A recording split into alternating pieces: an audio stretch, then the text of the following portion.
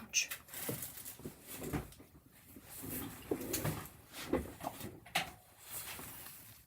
Hey, Hot Pockets, hi. Hello, hello.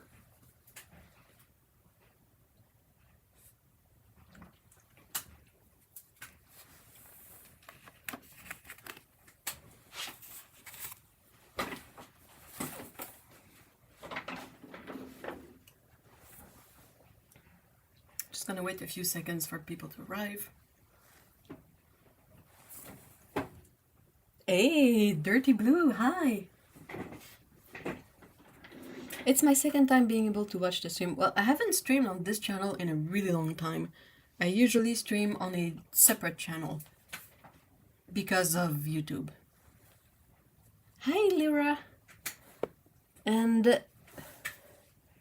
Liz, hi. I apologize, my chat is really tiny. And I don't have a very good eyesight, so I'm gonna have to zoom in manually to read what's in the chat. Hey, Val, hello.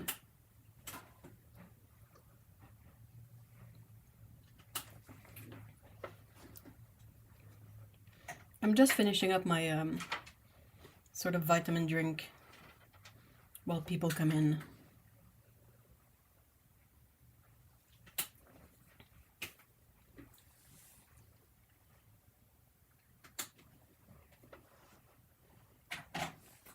How should I say your name? Hi, Idilo. How's everyone today?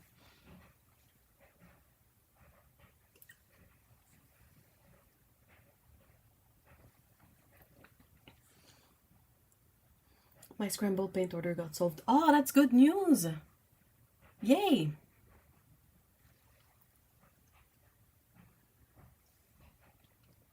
Yeah, they sent you the wrong tubes, right? YouTube has been a pain to my whole live streaming with my channel. Still don't know. Yeah. The thing is that it's very difficult if you post like shorter videos regularly and then you have a 2 hours long live stream. It kind of tanks your stats, and then following that, YouTube sort of affects the way people view or don't view your channel. Qu'est-ce que fait là, la bousquille? Et sur l'essuie-tout tout sale. Of course. Oh no.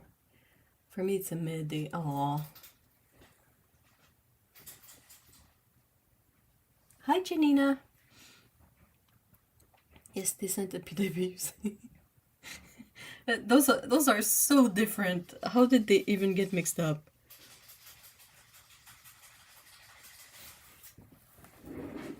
Alright, drink is finished.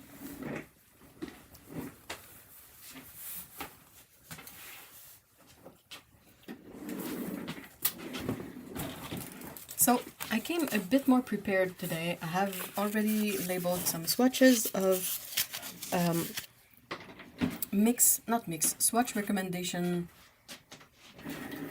that came in the comments of the previous video. So this is the ones I painted last time. And now I've prepared all of these. And I'll see about painting as many as I can today. Hi, Roxy. Janina. Andrea. Who's Andrea? Hi, Andrea. I got a refund for the tube I ordered but did not receive. Good to keep the PW6 and I'm now looking for a new art supply. Oh, no. Oh. Hey, Box of Paint. Long time no see, my friend. How are you? I hope you had a good weekend, too. So I know one of the lapis lazuli I want is in there, and the other one is in this box.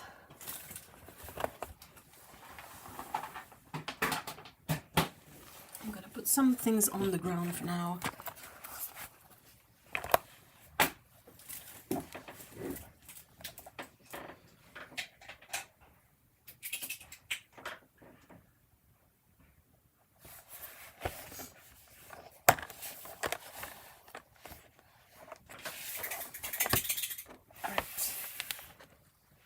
I have clearance.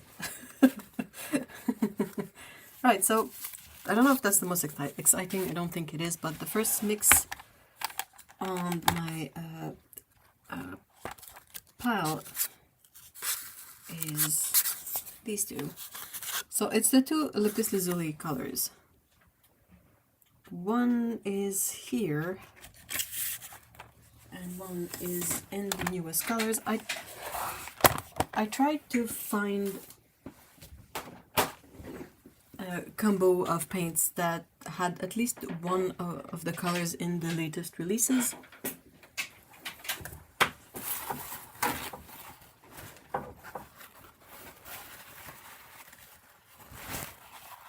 Hello de Bécamo. Hey, salut! Pas souvent des gens du Québec dans mes streams, mais allô!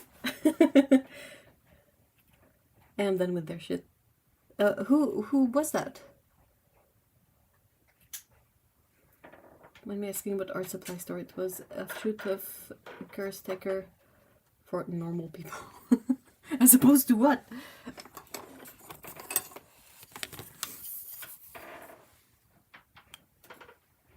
So, as with last time, I'm gonna try to just pre-wet an area. I love this brush. This is a Hake brush. I love it for pre-wetting, but also it's always full of you know, little hairs and dust, and it is so annoying for that. So I might have to figure out something else. Look at that. I tried to remove it and it just puts more on there, and I just washed it because I was like, perhaps that's the issue with it. But apparently it's not. Apparently the issue with it is that it's just annoying. Come on! Ah! What a great start. So that's that one. I need the bottle with the thingamajig. Okay. I got my bottle with the thingamajig.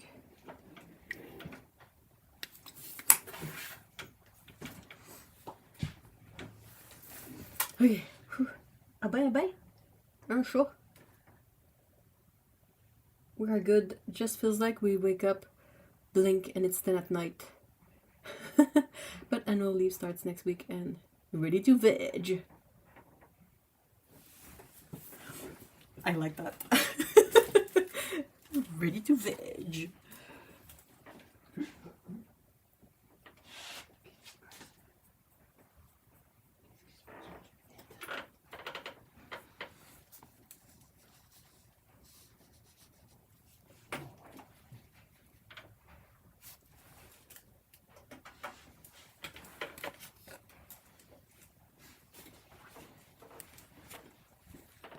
La misère avec ton chat. Non, regarde. Toute belle. Szmal saleté sur ma belle. Of course.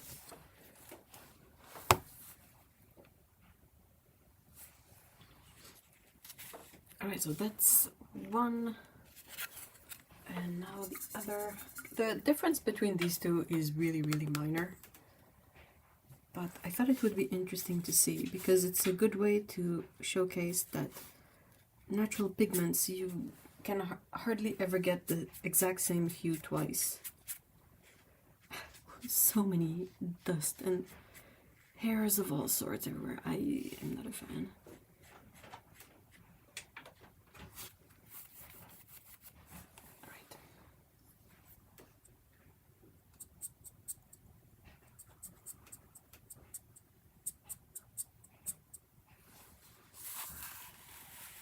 I'm not even on camera. Guys, you have to tell me. Please. Est-ce allé boire dedans? Pas encore. Je laisse passer tout. Hahaha, busted.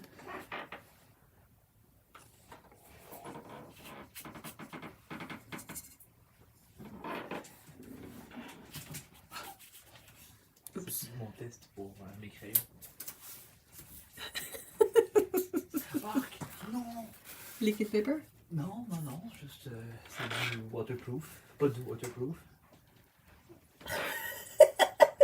Je vais montrer ça à ton stream si tu veux.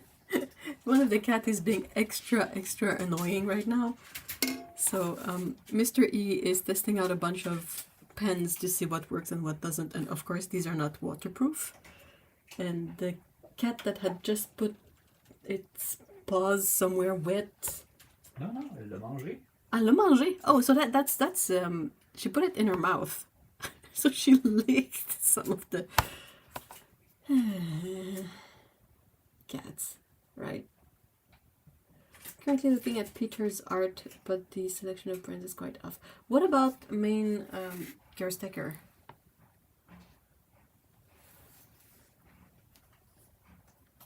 Decided to get out the acrylic brush for holiday painting and went crazy and bought A3. Ooh! And it's so much blank space. Yeah, A3. You went go big or go home, right?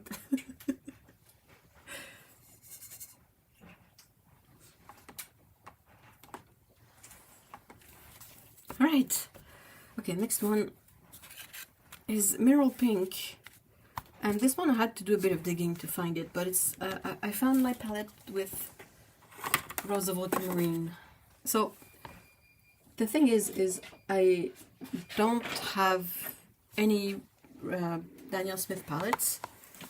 I intend to keep it that way. Like, I don't want any Daniel Smith paints for now because of reasons. Hold on, I'm just gonna put this away. And yeah, but I still have my, I think it's 9 palettes. I have 9 palettes like this one that have Daniel Smith paints in them. And I use this as a sort of reference thing. And I'm always on the fence on if I should keep it, if I should get rid of it, and I go back and forth, and I don't know, but I still have it, so I thought that, well, while I have it, I might as well just use it for this. But yeah, it's not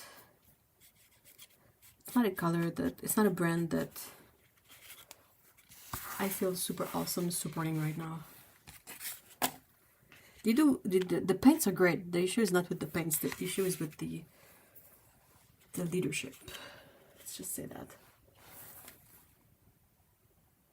A primitive reason, yeah, pretty much. Hi, Hippopotamus Bosch. Hello. So, also of difference, Rose of Ultramarine is PB29 and PV19, and the Mineral Pink from Szmal is PB29 and PR122. So it's a different sort of pink pigment in the mix.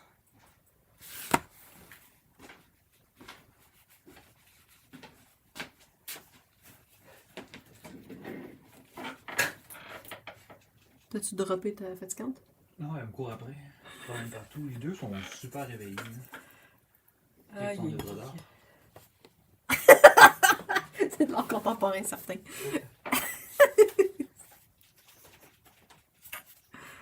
Ah, cats.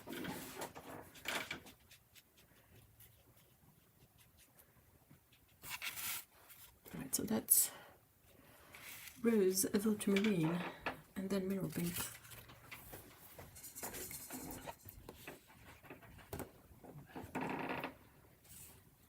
This one. Nope.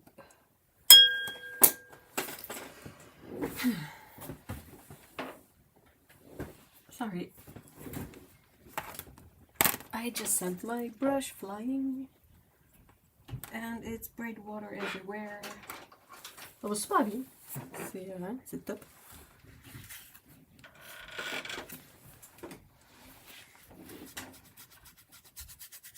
Don't remember if I put water on this. So much dust now. Ah.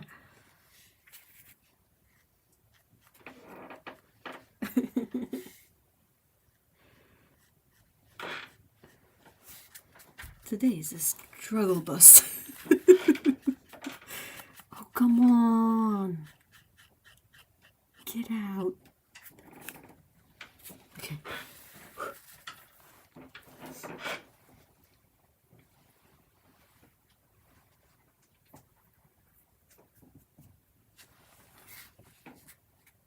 Ooh.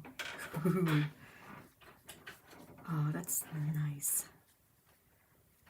I love when that moment when the color sort of reaches out across the wet paper. That's the good stuff.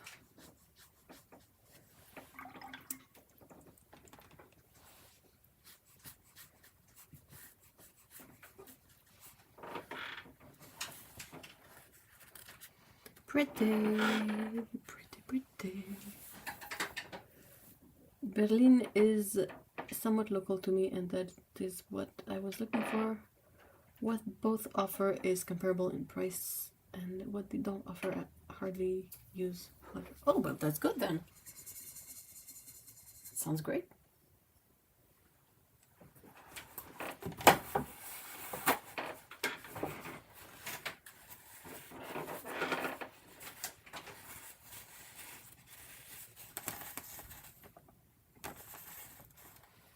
Okay, so what next?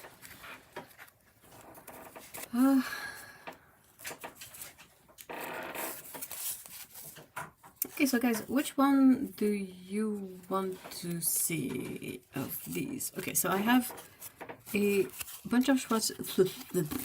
I have a bunch of swatches to compare the ultramarine colors I have from the Roman Szmal range. So that's one. Don't need this anymore. Then I have another little stack of swatches with indigo greenish, Payne's grey, and Perylene green deep. Then I have Hooker's green, sap green light, autumn green, and forest green. Then it's carmine hue and potter's pink. Then I have lava, October 2023, caput mortem, and hematite violet shade. And the last little stack I have prepared is Nicolazo gold, quin gold hue, and quin gold. So anything in there that speaks to you. I can't be the only one who likes doing random swatches to see what color.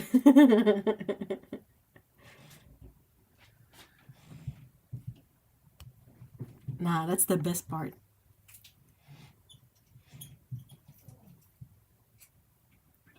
Autumn green is amazing. Let's go with the greens.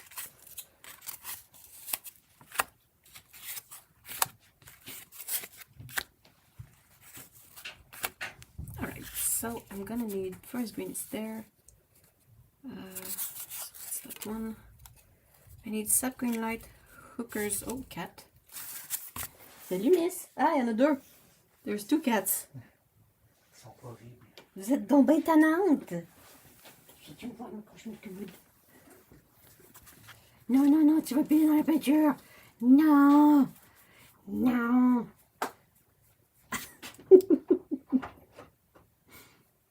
Ça va pas bien. Ça marche pas. Non. Ça marche pas. Une grosse patate.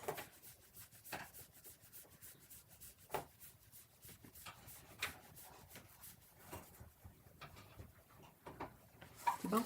T'en descends maintenant? Ow.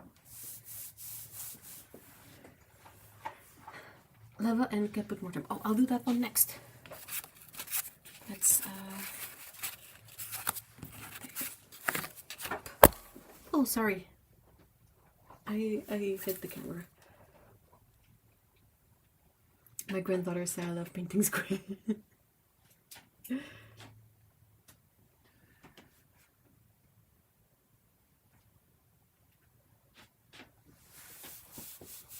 Kitty. Yes, that was the... Both kitties are particularly restless now. Tu veux-tu aller toi aussi, Pex? Tu veux-tu de la star du show? Ouais. Non, mais tu t'en vas, je peux pas. C'est coupable. C'est pas vrai. C'est pas vrai, je suis coupable.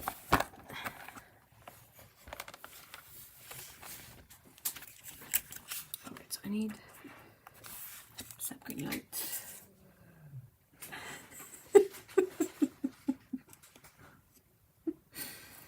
Au secours! Au secours!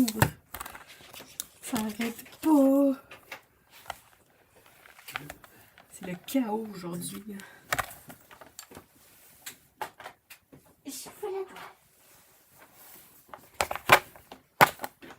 Hey, mademoiselle, attends. That's not the one I'm looking for. That's not either. So I need...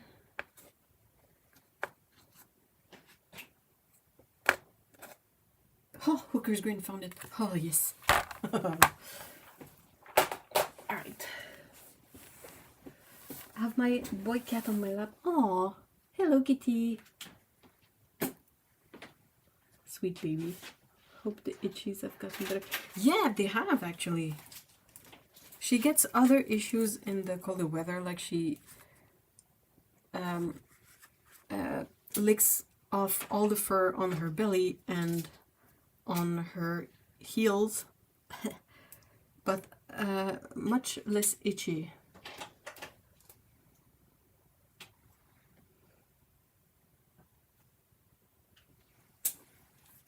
All right.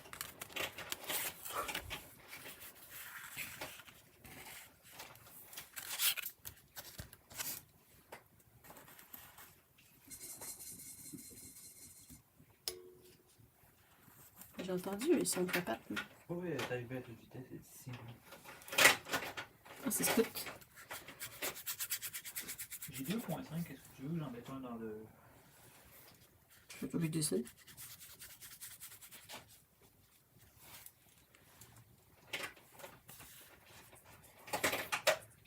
So I'm trying to paint this swatch of Hooker's Green, which is a mix of PY 150 and PB27, so Prussian blue and nickel azo yellow.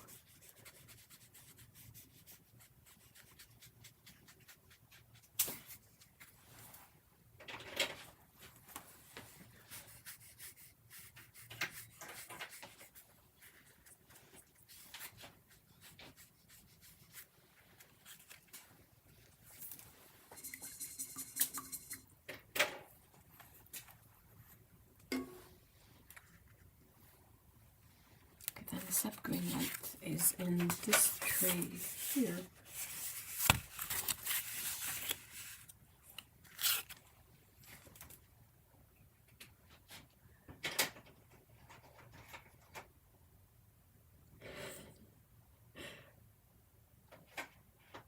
That's a good idea. If you like to paint a lot of swatches, you can do that and then cut through these swatches to make little gift cards or name tags for gifts. I had an aunt that was a painter. She painted watercolors.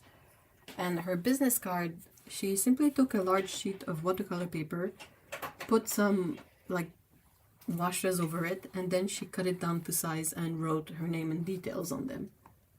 And that was her business card. Forgot to write it, of course.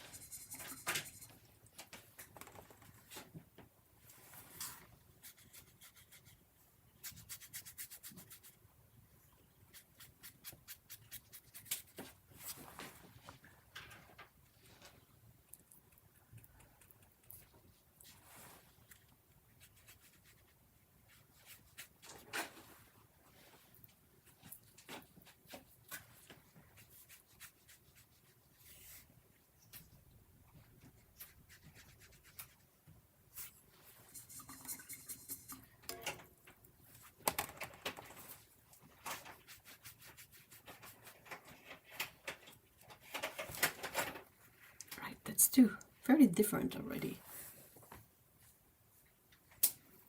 I really need a decent scanner for digitizing my paint collection so I can do Excel sheets for my palettes.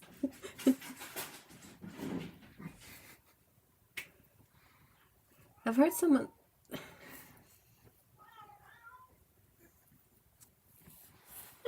Sorry, I don't know if you can hear the cats, but...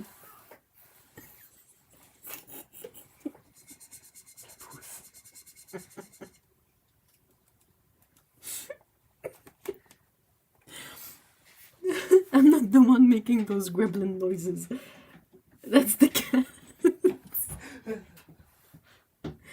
rendu ici. Colin.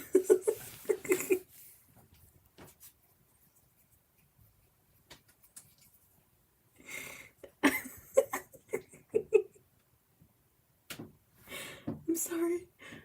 She's really funny. Okay, so I've heard someone say that Roman Szmal watercolors have a milkiness to them. Do you find that to be the case? No, absolutely not. I don't know who said that. And I don't know what paint they were using, but that's not true at all. You give me ideas. Still need to do Christmas shopping. Might as well get some paper for swatch cards and use the scrap for name tags. Yeah. Yeah, you just, like, on one you swatch all your favorite greens, and on the other one you swatch all your favorite reds, or whatever color you find Christmassy, and then you just cut them up for name tags. And if you have, like, sometimes if you're a bit of a crafter of all things, you might have, like, paper punches with shapes. So you can, like, paper punch labels or something.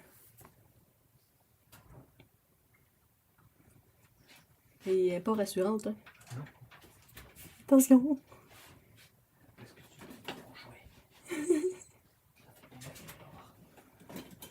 I cut up a lot of old paintings and swatches for guest book cards. Ooh, that's lovely. So that people could put their photo and stuff words on it to lower the barrier to be creative. That's a really fun idea. I worked in IT, and if I don't have digital copy of something important, I get nervous. Hey, Doodad, hi! I don't find them to be milky either. Yeah, I know, right? I don't know who said that and what color they were testing. I'd be really curious to know, because of all the colors I've tried, none of them has ever been in a way that I would describe like that. Hi, how do you say that? Do you say Frishina? Sorry, the cat is bonkers.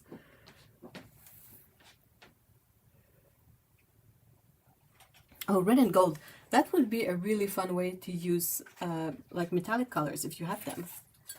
It can be really tricky to find ways to use those, but if you want to make tags, then you can just add them in the washes or like splatter them.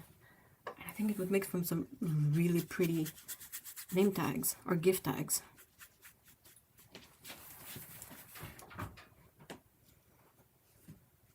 Hey, Laura! Hi! Is everyone ready for Christmas? Ugh. Yes, but no.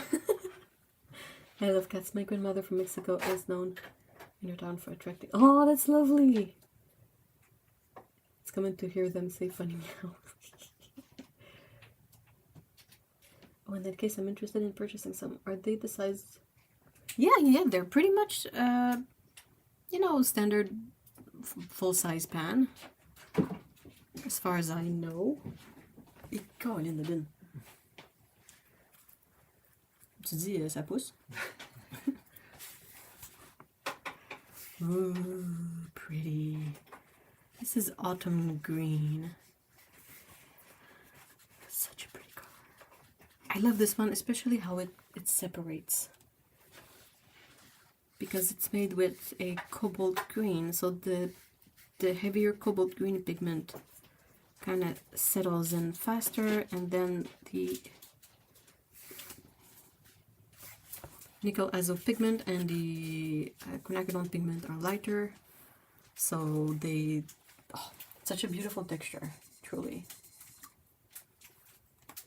And speaking of texture, the last one is forest green.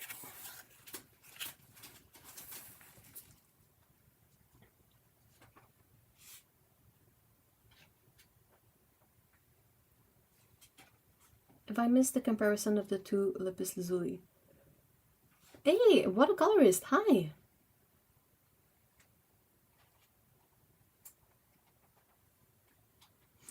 You missed it, but I can pop it back in. Like it's...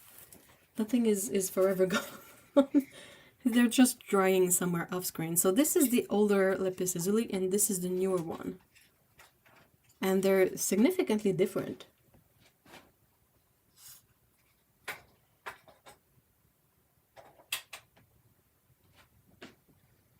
think they used Potter's Pink, and it did that. Okay, so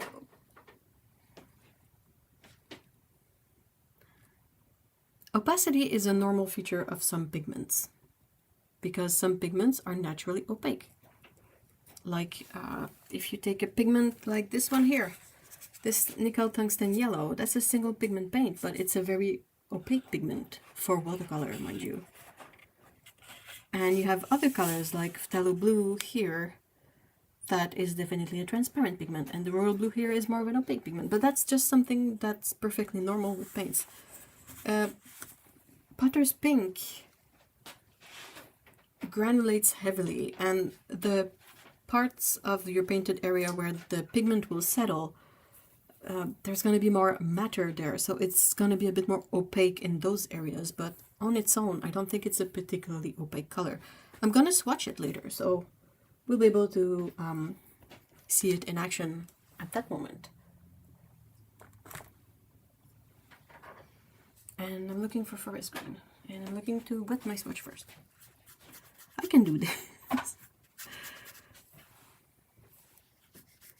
These colors are so pigmented that my brush has kind of a tiny bit of green pigment stuck to it. I don't mind it so much for these swatches. I don't think it will affect the swatches, but like there's I can see where I put some water because it's very, very lightly yellow instead of being completely transparent.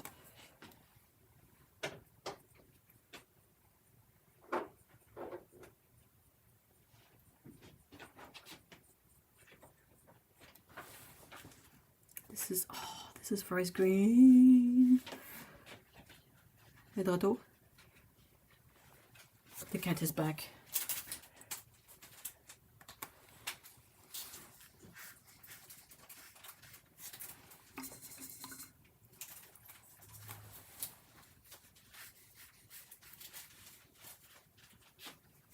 Alright. Well, I mean,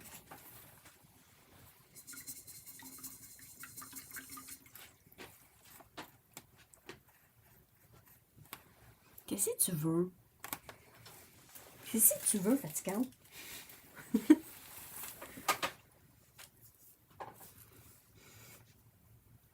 Alright. Sorry. Catching up on chat.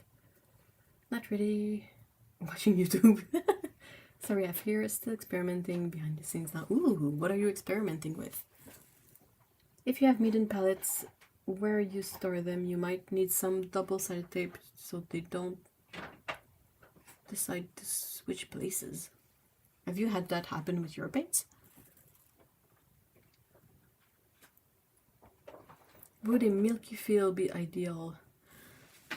It's such a vague way to describe it, because is it in terms of opacity? Is it in terms of, you know, the texture of the paint on your brush?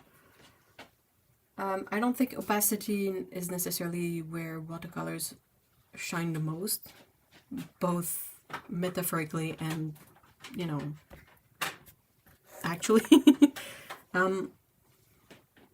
In terms of the paint texture on your brush, that's really just a matter of personal preference. If you want it more liquid, you add more water, and if you want it more thick, you put less water. So that's a bit of a personal choice kind of situation. Also, it's so light in value. Is lapis lazuli not high tinting? Nope, it's not. If you want to get a lapis lazuli with high tinting strength, you're gonna pay an arm and a leg for it, because it's gonna be genuine and purified. Like, the process is really complex to get to that really deep ultramarine blue, which is why we use ultramarine blue instead of lapis lazuli now. Ultramarine blue costs a fraction of the price of the precious, semi-precious stone. Nothing really wrong with milky colors, but it's just, it's such a vague descriptive. Like, why? What's milky? What do you describe as milky? Is it just because it's a tint? So it's a color with white, so it has this, you know, like the blue milk in Star Wars, that kind of vibe. That's something that really bothers me. It might not show, but I try to be precise with my word usage when I talk about paints. In part because I'm not a native English speaker, and everything I hear or read, I translate, and when I translate in my head, I try to find the right word for it, I think. So it kind of bothers me because there's some really precise words in when talking about colors and paints and all that, and I'm annoyed when it's not precise. Hold on, I need to catch up with chat again. I want to buy some now.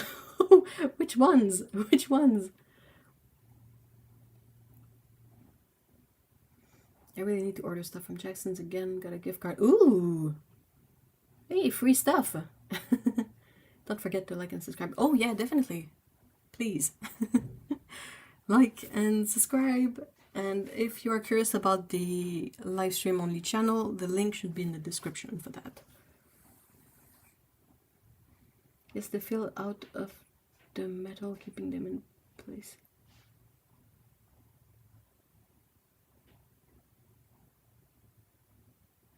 I'm experimenting making a thicker binder in 3D prints. Ooh! 3D prints. I'm very sorry for my spelling. I had a very exhausting day. Oh, that's okay. Like, if you're an introvert, spending the day with people is so draining. I'm not sure what they meant exactly, but I think they meant slightly opaque. Well, in general, they are not. It's a matter of pigment. It's a matter of what color you're using. But the transparent colors are incredibly transparent. So, in that sense, I don't think you would have any issue with these paints. They're not... the formula is really pure, I feel. So when you get a pigment that is transparent, all you get to see is that pigment shine through. There's no feeling of having some extra stuff in there. Hey, Colorsmith, hi! I need color recommendations. Well, I would... Usually, when people need color recommendation, the thing that I like to suggest is to go for your favorite colors. If you have a favorite color, look into that first. Try to see if there's any in there that speaks to you particularly. And then, if you like these, you can branch out and start looking for more color to complement. Like, as you paint with the ones you have, you'll get a feel for what other colors would be useful to have. And then you can add those in, and then you can, you know, keep repeating this process until you have way too many colors.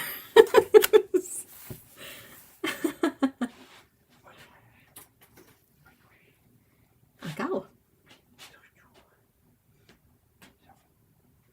I'd love a more pink leaning Potter's pink.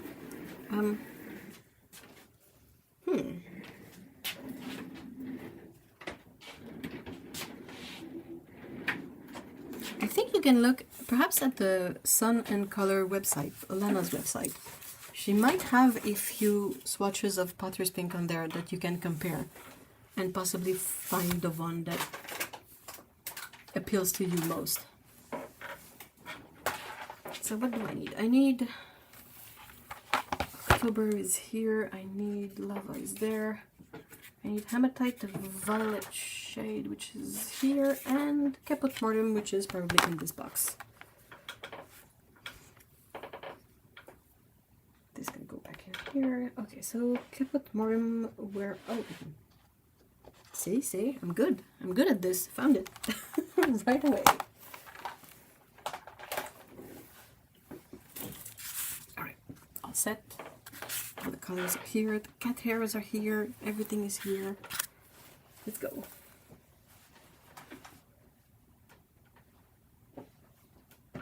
I've yet to bite the bullet with that expensive brand. Schmincase is very nice, but more muted.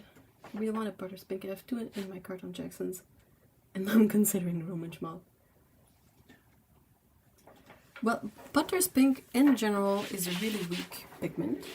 Depending on the formula, the strongest Potter's pink pigments I've seen were all from artisan-made or handmade companies.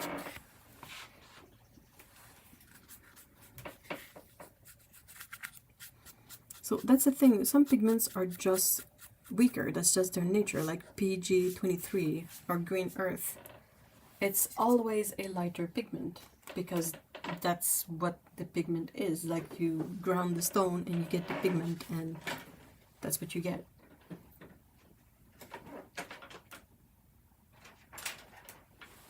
So now I'm painting Lava, which is a brand new color. Spread, spread.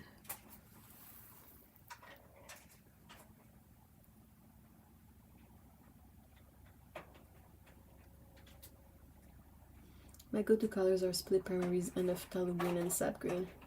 I have plenty of those. Does Roman Szmal have any unique colors? Oh, they have many. Do you like granulated color or do you prefer more even colors?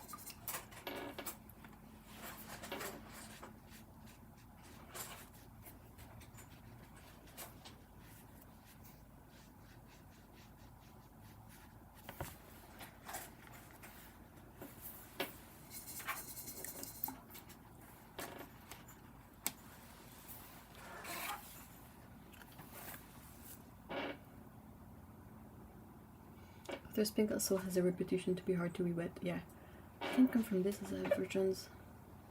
Yeah, same. The Winsor Newton one is hard to re-wet. It doesn't have honey. It doesn't have a particularly easy to re-wet formula. So if you get the Winsor Newton one in tube, it's harder to re-wet. In January, me and my family spent 1 week in Zakopane, but 1 day in Krakow. We visited Roman Szmal. Ooh! They were so kind about something. Oh, that's so lovely. Yeah, they're amazing people. Honestly, they're really, really kind and amazing people.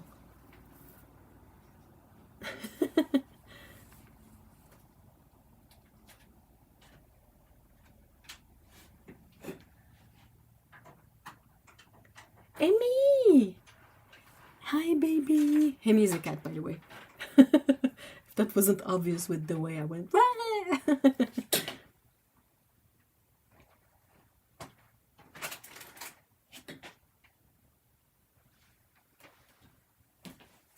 Lighter, softer granulating colors these days.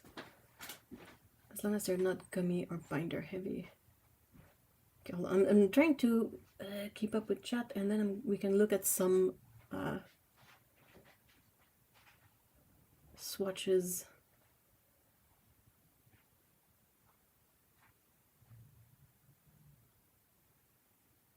Amy is my pet potato. Aww. Alright, so swatches.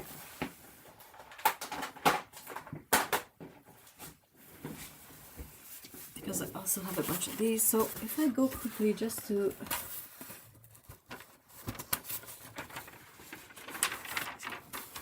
alright. Also, that's my swatch of their Potter's Pink. I hope I'm on screen. So if you like the softer, more granulating colors, well, right away on this page you get the Misty Morning, that is kind of very pretty, the Shadow Violet Light also. And these colors are kind of more unique to the Roman Szmal range. Then if you go down a bit, there's the Autumn Green here and the Aquarius Violet, which are unique to this range and also very pretty colors.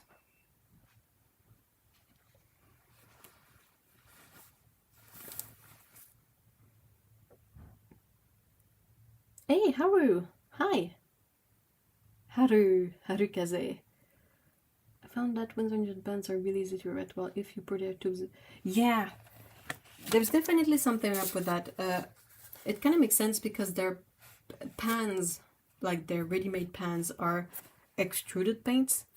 So if you take a pan like Schminke, what they do is they take their tube formula and they pour it into pans, and I think at least 4 layers to have each layer fully dry before adding more on top of it. So their formula is the same. It dries well in the pan, it dries well from the tube.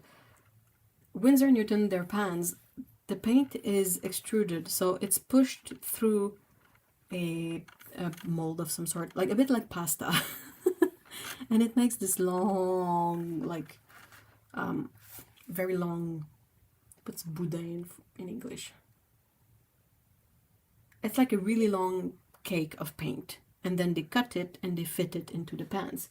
So the formula cannot be the same, because if they push it through and make this long cake, it has to be a very different texture than what you put into the tubes, because you wouldn't be able to pour it out of the tube, and likewise you wouldn't be able to form it into a cake if it was the tube paint.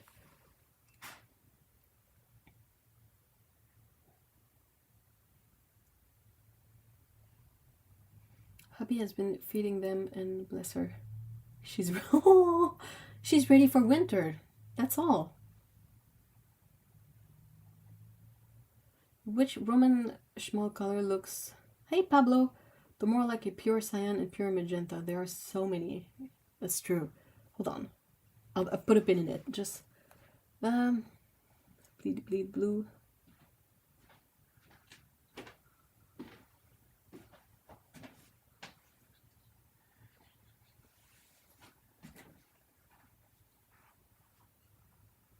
Hold on, something about theft. Ah, I love Winsor Newton regular cobalt green. They have a very unique shade. That sounds beautiful. Hey, Paulo! Hello!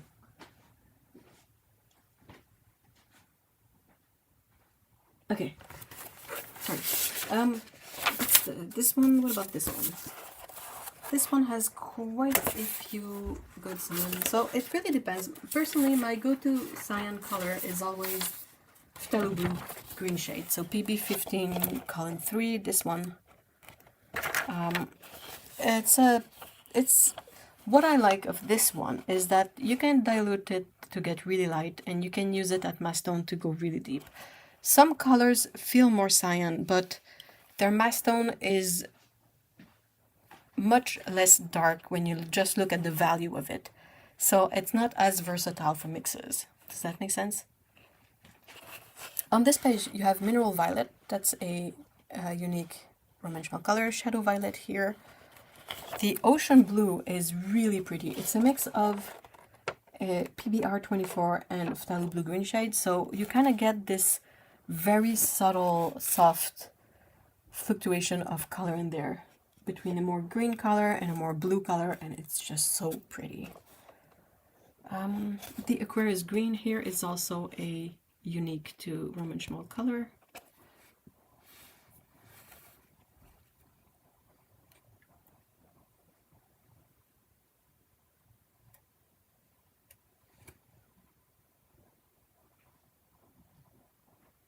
Because I'm getting old and the photo wasn't. Aww. Don't worry, Paulo, we all do. All of us are getting old. Oh, okay. On this one, on this page of swatches, I have the Psibish Gray, which is a really, I want to say, very Polish name. It's kind of difficult to pronounce and to figure out, but it's PRZYBYSZ. So if you look for this color, that's the name of it. Let me check. This is the last sheet of swatches. So on this one, this is the more recent colors. You have October, that is quite unique. You have the November color, that's also quite unique. The Forest Green.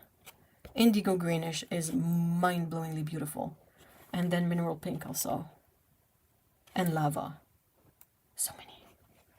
So as you can see, you have a lot of options for a more unique,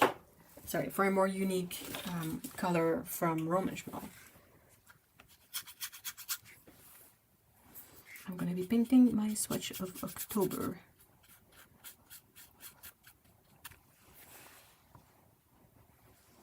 October is just here.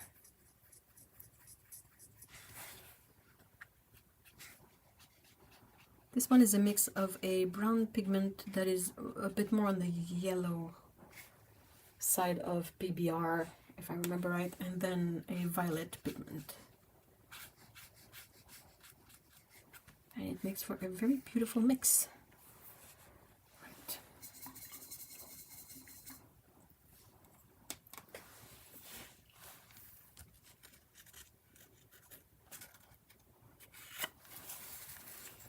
see the details of the photo, but from what I discern, you look like couple blue looks so beautiful. It is a beautiful, beautiful, you know, like turquoise. I think it's a good cyan in terms of chroma, kind of like it's the most cool color. But yeah, it depends on what your intent is. If you plan on mixing colors and using it as a primary cyan, it might be a bit more limited. But if you're just looking for a color in that color family that looks amazing, that's definitely one of them. Of course, Manganese Blue Genuine is the OG champion of this category, but it's really difficult to find and expensive, and sometimes you don't want that granulation either.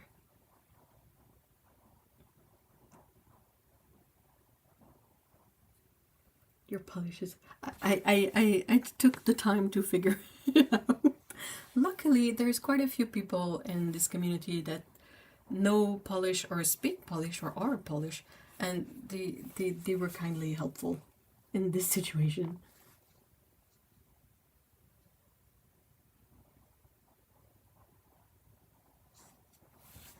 I try.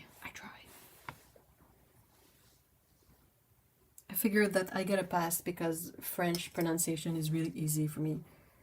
So I need to try and make an effort for all the other ones, at least. And likewise, if you guys want to know the pronunciation of something French, you can ask. I don't have any issue with that. Of course, my French is French-Canadian, so there's that, but it can be close enough. It's basically just French spoken with a hot potato in your mouth.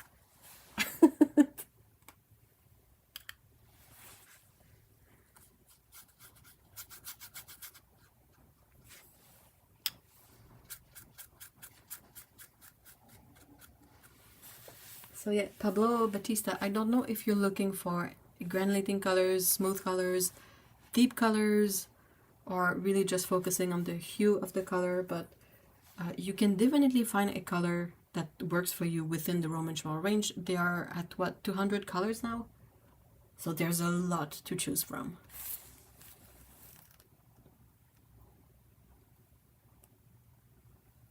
Chromium Green Oxide Dark. Looks like it's such a beautiful color. The ones I have seen were never quite as deep as Perylene Green, but they were all like, it's a color that I really like. PG-17 gets a bad rap because it's chromium oxide green, but I think it's really pretty, and it's kind of the perfect color for grass. Like if you're looking at a patch of grass that is not pristine and perfect and maintained like it's a golf course, I feel like it's exactly that PG-17 color. Oh, that was underwhelming. Let's give this a second try.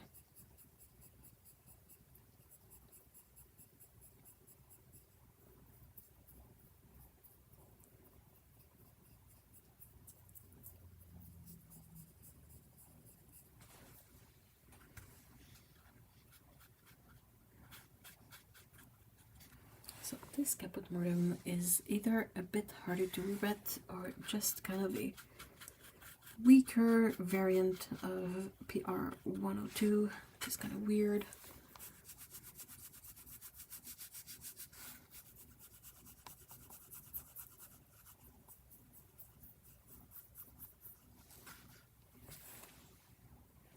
Might need to do a bit of surgery on this one. Scalpel. Exacto blade.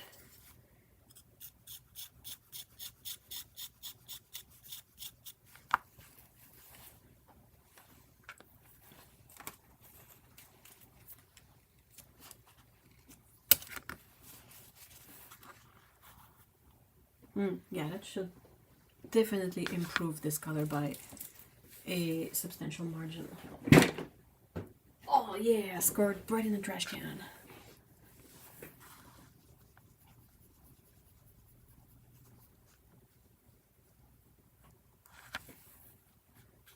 That's so much better. Yep, yep, yep.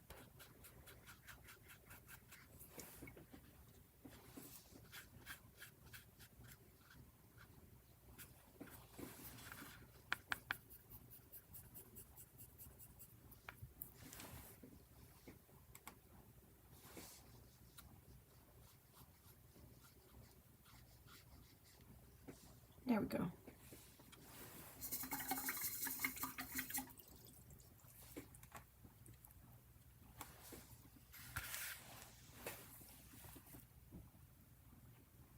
I forgot all my high school French. Sorry, I hope I didn't miss too many messages. I was really focused on what I was doing.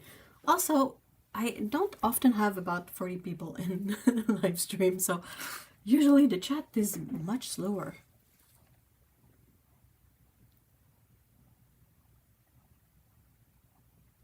Oh no. PB17 is a bit difficult to find too.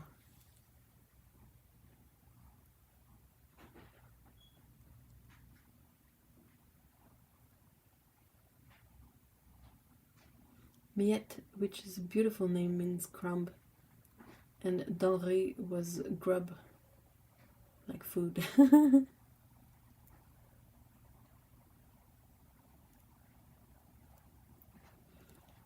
what I said about theft? What theft? Hold on, what am I?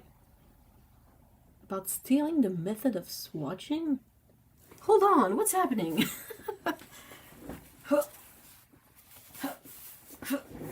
Alright. So.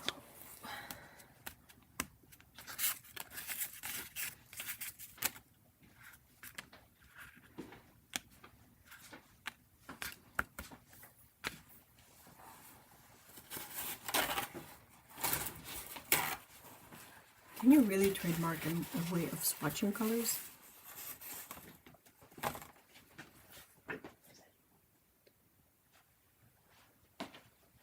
Why is my... You should ask him that. Might know. What did you do with that blade to magically improve the color? I just scraped the top layer off. It was a bit dry.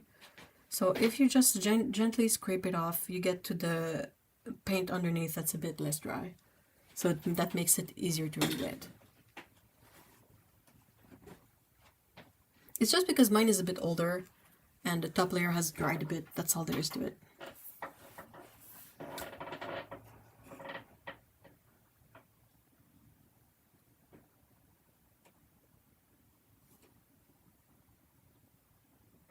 I think, hold on, let me modern. I know I swatched it. So here, this is the swatch I made when I got Caput Mortem, and you can see it's nice and rich and dark. So that happens with some pigments. I know from trying to make paints myself, some pigments are just a bit more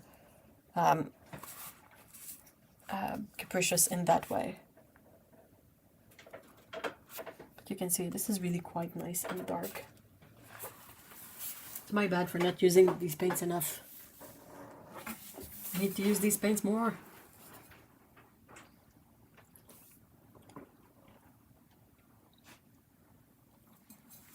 Hello. Oh dear. I used to be able to read hiragana, but I can't anymore. So what's your name? What should we call you? Arigato is thank you, I think. Hello is konnichiwa. And if it's the morning, you can say ohayo, from what I remember. It was in the video that Ellen uploaded today. I love the way she painted the paint swatches. Might be that.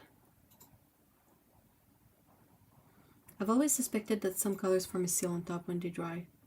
Yeah, I think so too. That's what I've experienced with quite a few colors that I've made myself, namely Manganese Violet. Manganese Violet was very guilty of that.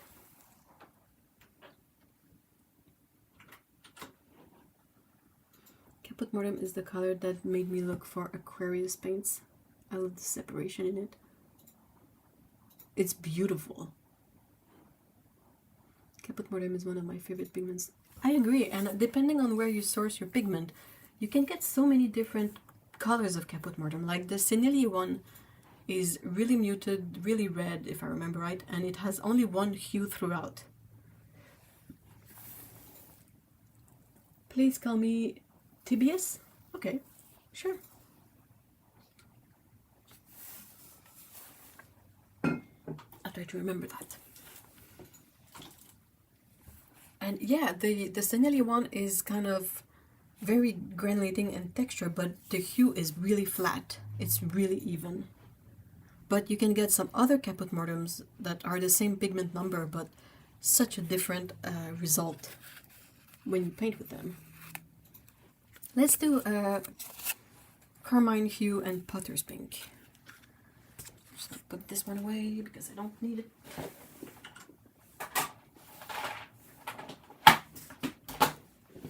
And when you're working with such limited space,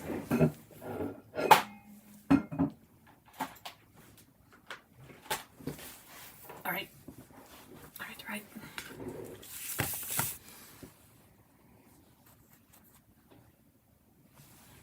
Potter's Pink.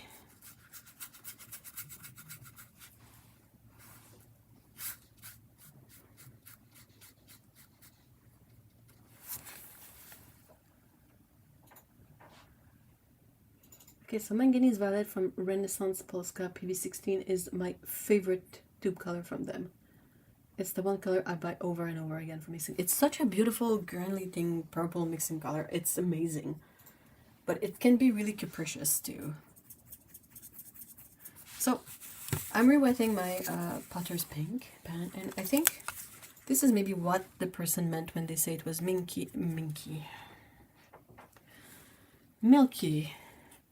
Is that when you rewet it, you kind of get a lighter color than what the pan is when dry. But that's not, that's a pigment thing.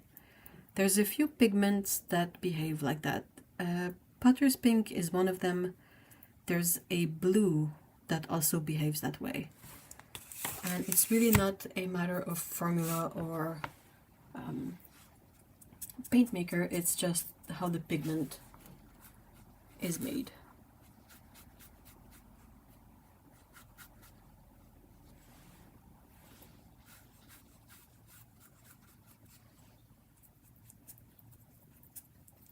You know, it's one of those weaker tinting strength pigment, so that's also a bit why it is like that.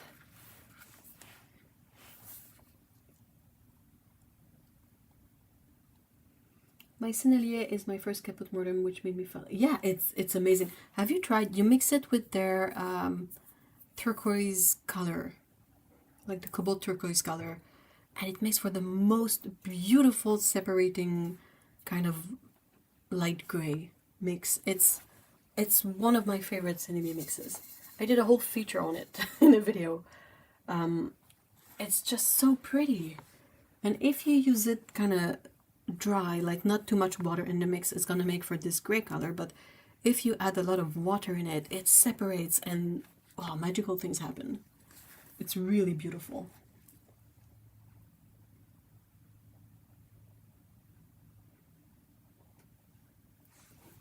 Hey, Anya, hi. Hello, hello. Minky. That's my other hobby that chimed in, like sewing. Hi, Sandra. Hello. Some whiteners and brighteners, they might, but I know for sure that Roman Szmal doesn't use whiteners and brighteners.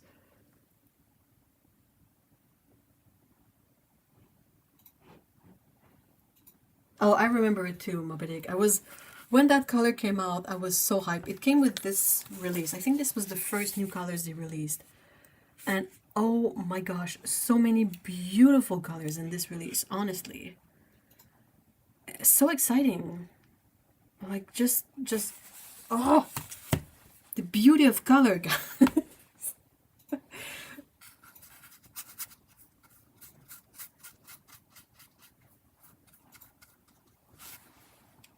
I'm going for Carmine Hue.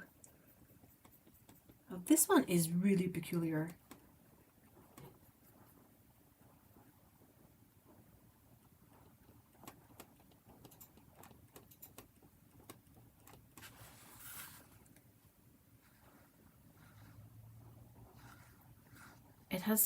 it has a weird texture thing that happens that is not as much granulation as kind of a sedimentation or flocculation. Flocculation is when the particles of the pigment kind of get together like that, while the granulation usually is when the heavier particles settle first, and they tend to settle in the, in clusters, but they're not attractive.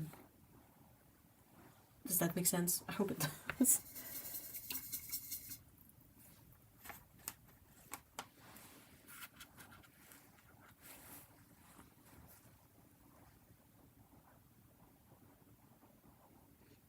Am I weird for having both Potter's Pink and Terre Verte? Oh, absolutely not. They're beautiful. They're weak colors in the sense that they don't have a very strong tinting strength. But what beautiful hues. They're so soft and textured and beautiful. My most expensive and difficult pigment has been Rose Madder. Oh, it's a pain in the ass, that one. It's so annoying. Yep, I have the same with a version of PG50 as a pure pigment even. Yeah, oh my gosh. It's so weird. Terre Verte. That doesn't boil my blood. Winsor & Newton has two Terre Verte, I think. They have a yellow shade one and they have a regular one, I think. And they're both really pretty colors. Very, again, weak colors, like very light and soft colors. But you really have to keep using them from the tube. These are not paints that you pour into pans and let dry, because they're going to be so frustrating to use, so why bother? Pretty little bricks. I managed to make a Rose Madder that turned out okay for use, but the pans were so ugly. They were really bad.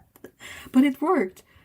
I just would never be able to sell those. Like, not with a clear conscience, anyway. Roman Szmal PG36 is a bit milky. Huh, that's weird. Which PG36?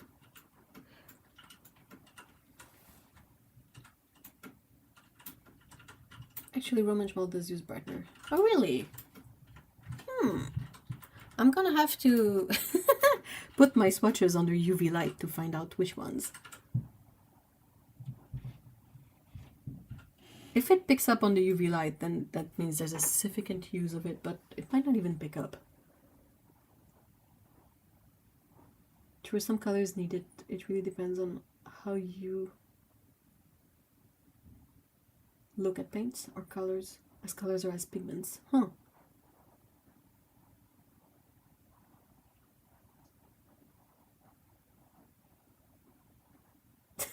My gosh, watercolor is. What I kind of find interesting is the wide variety of pigment in Terre Verte. Phthalo green, yellow. Oh, that one. I don't know why I read that as PB36. And I don't think I have that one. I think it's on my... no, I don't have it. I don't have all of them yet. Yet. Eventually I'll get there, but... One more week until solstice and I am ready for the longer days, even if it's only a few minutes extra. Oh. Right, let's... Okay, guys, which stack of papers next? 1, 2, or 3? I'm not telling you what each of them are.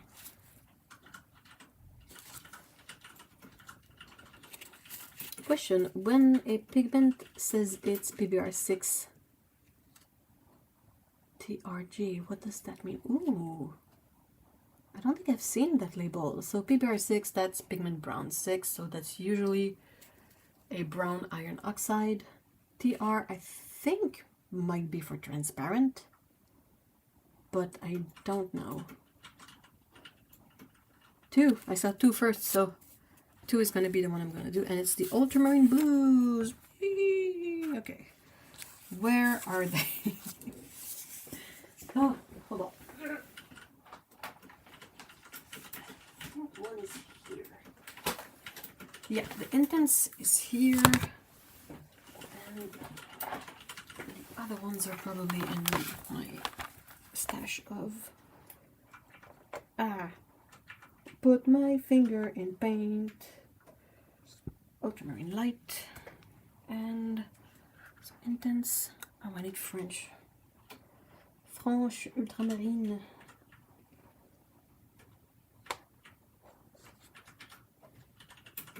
That's not it. I wonder if my French Ultramarine is a half band in my set of half bands. I think it might be.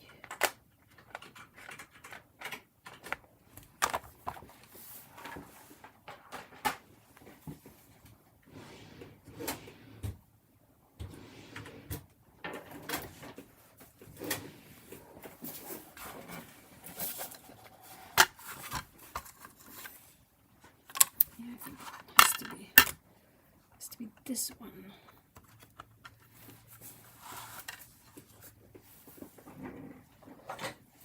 Gotta do palette surgery. Doctor, is the patient gonna survive? Yep. Je vais refaire une erreur, mais il n'y a pas rapport. Come on now.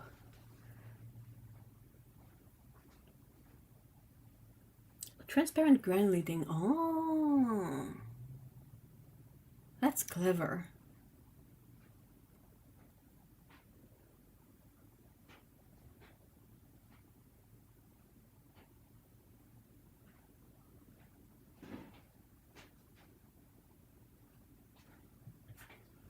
All right. So, Ultramarine Intense first.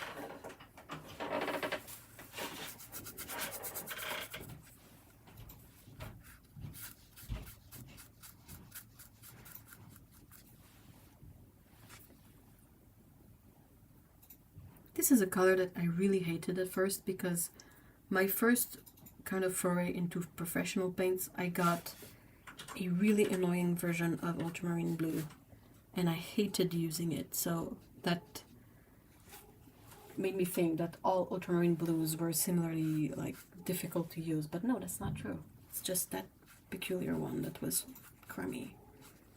It was way too hard to re-wet. And the color payoff was so lackluster. I was so disappointed in it.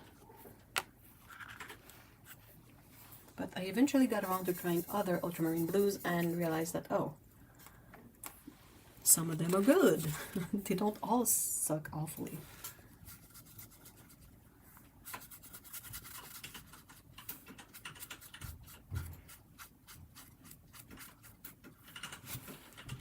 This is going to be Ultramarine Light. I know there's a Ultramarine Green shade, but I don't have it, so sorry.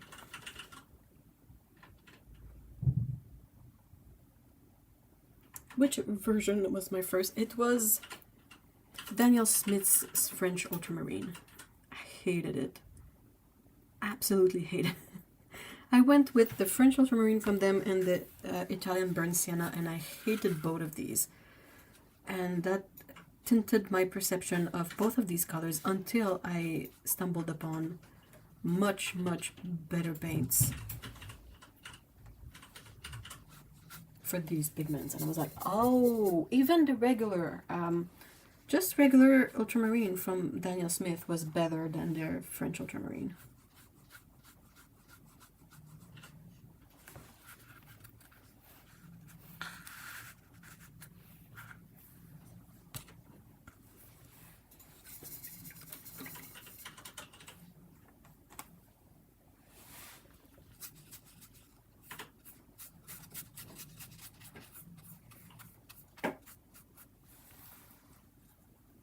Hey, Lana! Hello! I never appreciated granulating paints as much as I do now. It really depends on the brand, right? If you can find a brand that has the kind of granulation you like, it's really a lot of fun. Ultramarine is probably my favorite blue in watercolor. Ooh! Do you have a favorite version of the paint, like a specific one? I kind of want a granulating ultramarine from Schminke. But then I remind myself I need it in mixes. Well, it can make some pretty fun granulating mixes. Winsor Newton PB29 green shade is beautiful. I don't think I've tried that one.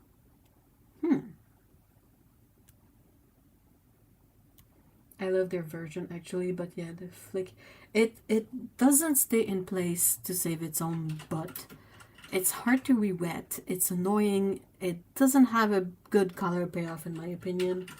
Perhaps it's more fun if you use it straight from the tube, but oh, I hated it so much. I was so annoyed at that color.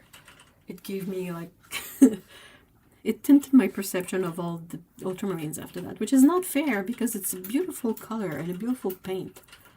But to start with that one was really like shooting myself in the foot.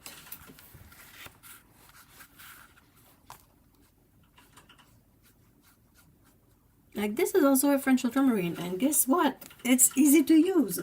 So why is the other one a pain in the ass? It doesn't have to be.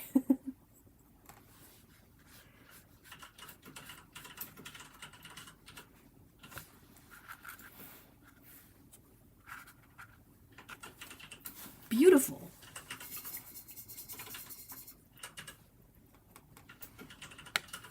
Alright. So next is going to be the Quin Gold Hue, and Nickel as a Gold.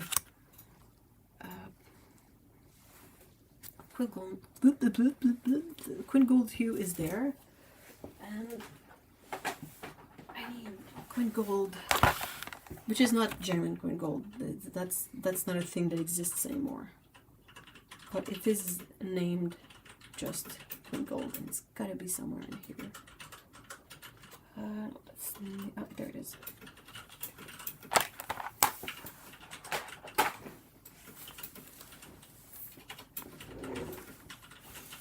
But I think Dan Smith's version has the best granulation, and it has. I mean, I'm glad if you like it, but I'm not gonna fight you for it. You can have all of it if you want. It's perfectly fine by me.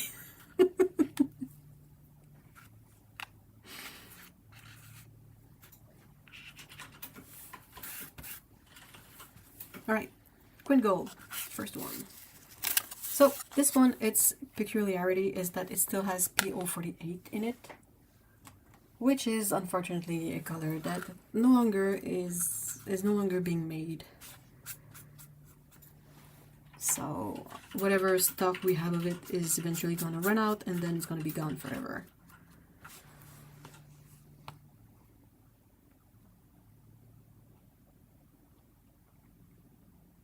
If I had a favorite in terms of looks, it's definitely Daniel Smith. By functionality, I'm using Schminke's French ultramarine currently.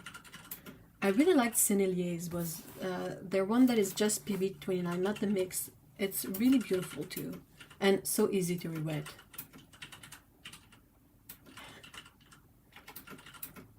I mean, they have a, hold on, Color Smith, they have a non-granulating ultramarine, which is super handy in some cases. I relate so much with the ultramarine experience. Some are super nice and others just struggle. They are such a struggle. Ah! Does everyone remember the pigments and their... But you kind of figure it out after a while. You know, you learn it through repetition at some point. I do love myself some granulation, but sometimes I prefer a flat pigment. Yeah, same. Utrecht PB29 is very nice to use, and so is White Knight's. Da Vinci's Cobalt Blue Deep is even more warm. Ooh.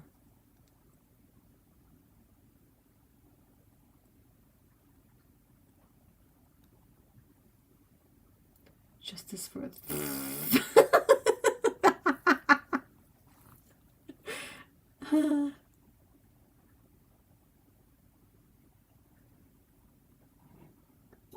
pigment is in mahogany brown from Schminke again. Okay, someone answered. I was like, it's either PBR 29 or PBR 33, but it's PBR 33. It's a less dark hue than the other one, I think. Did I already with this? Probably. Queen Gold.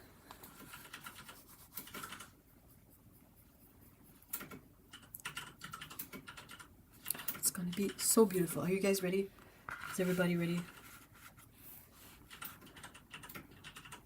Are we good?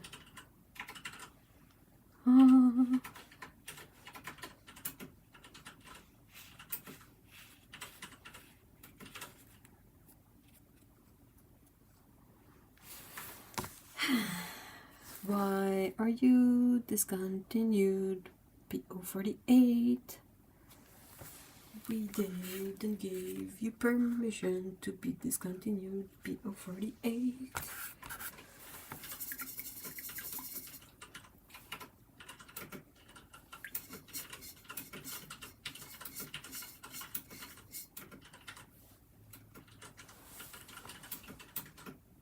Hey, Berta. Hello, hello. I have stocked a bunch of PO48 and Queen Gold Hue with PO48 for the future. Yeah, that's the wise thing to do if you use this color. I don't think it's a color I go for a lot, but it is beautiful to look at, and in that sense it breaks my heart to know that it's gonna be gone forever.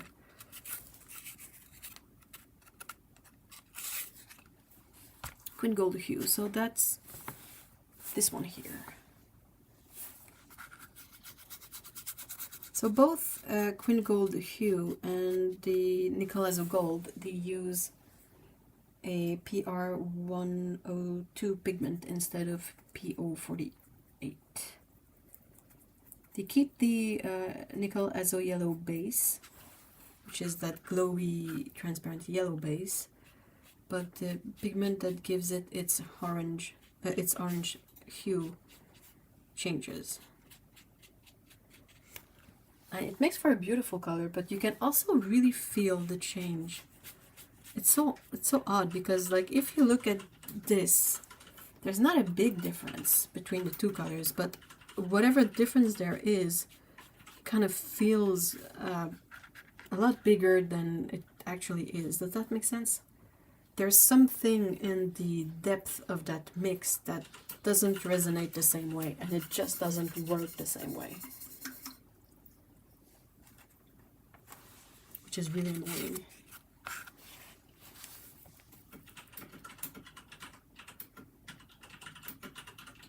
I feel like there were always someone who used it. Someone used it, ultramarine wasn't.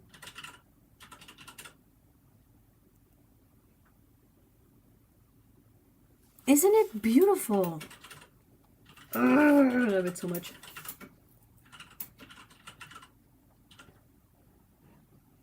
I think I used PR206 more, but I stocked up on that too. Are there any paint makers here? There's at least 1 and 2 and a half. I'm the half. I think Box of Paint and Dirty Blue.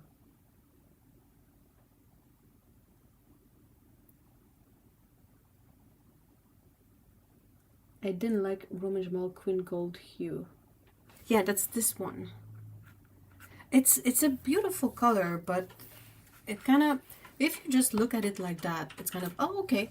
But if you look at it compared to this mix, there's really something that got lost with the PO48 going away. Like there's a glow to the color that is no longer there at all.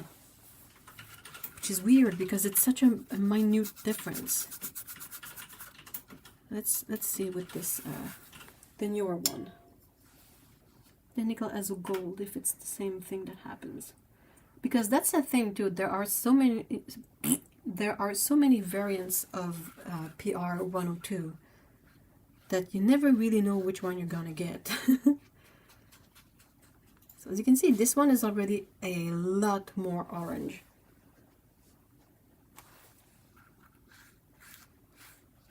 It is really, a lot more orange.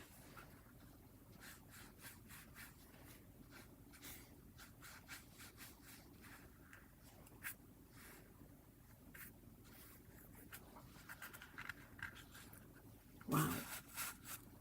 I really didn't expect that one to be so different. Alright, only have one stack of swatches to do. And then, as you can probably start to hear, I'm kind of fried. It needs a tad more, or a different hue of PR 102. There's, in comparison, okay, so this is just in comparison. I don't think it's an objectively true statement, but this one, the Queen Gold hue, feels more green. And this one feels more orange. And I know this one is not green, but it's kind of the vibe I get from comparing the two. I don't know if that makes sense.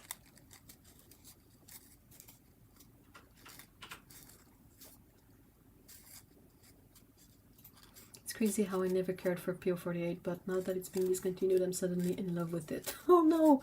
FOMO! FOMO is hitting you.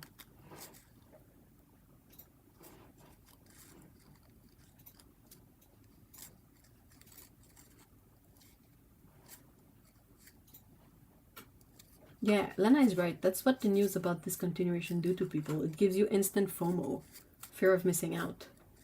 But you're not missing out on anything. You'll be fine. You can get on with painting even if a color is not available. It's just very difficult because we're all like programmed to want to stock up on something that we know might be gone forever.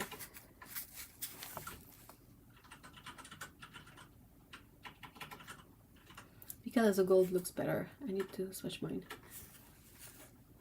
I feel like this one, if you take the nickel as a gold and you sort of expand this section of the color, you find this again. It's just that this one goes more orange, more deep, more brown than this one did. Okay, that seems to be dried. It seems to be dry. Dry, and dried. And let's put these here.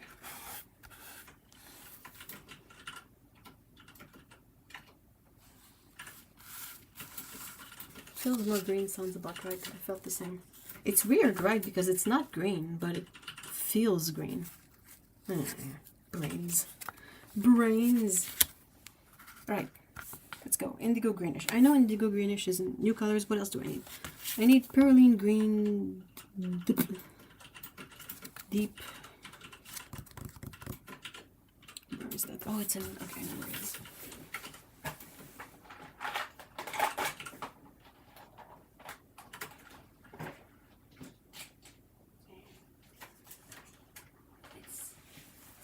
Put these in this tray. And then I need Payne's Gray. Now I don't know where that one is. I think it's a...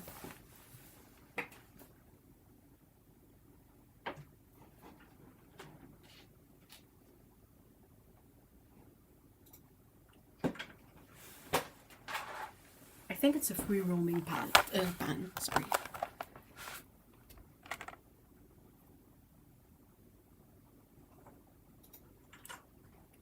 Oh, is that the one? Nah, that's neutral tint. I'm gonna stash these away right now.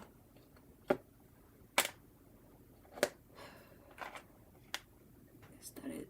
Oh, that's a Aquarius green. That's not it. Oh, that doesn't go in there. Brown.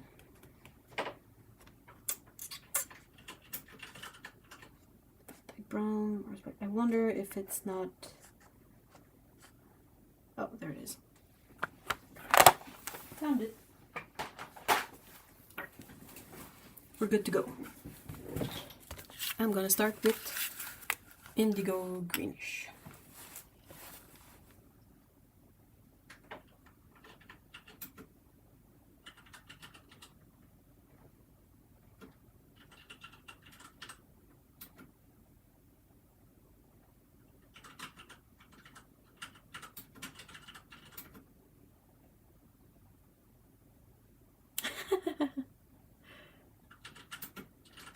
I second that.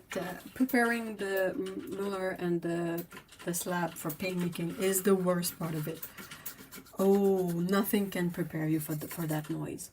You really need some sort of noise cancelling ear protection thing for that part of the process. It's the most unpleasant thing I've ever experienced noise-wise.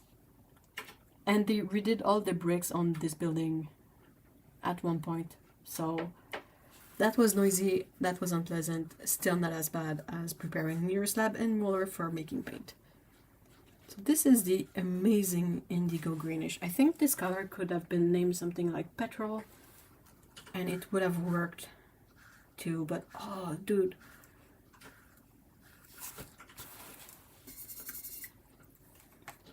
Let me try and make this a bit nicer and a bit more of a gradation thing. But it goes from like deep dark black and then it fades into this beautiful muted blue-green color. I haven't seen that color in a lot of other brands.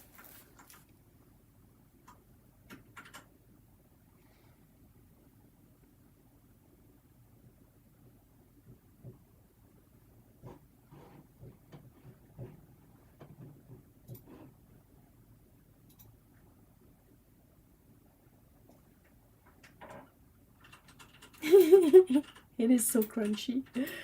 I don't think Otto did it on stream for very long.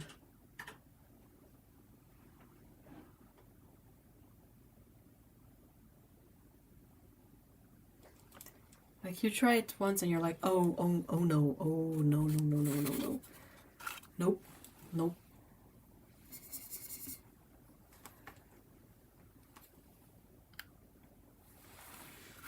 It is like nails on a chalkboard, but times a bajillion. It's just unbelievable just how awful it is to prepare. Like you need that carborundum powder, and you put the carborundum powder, a bit of water if I remember right, and you mold the slab.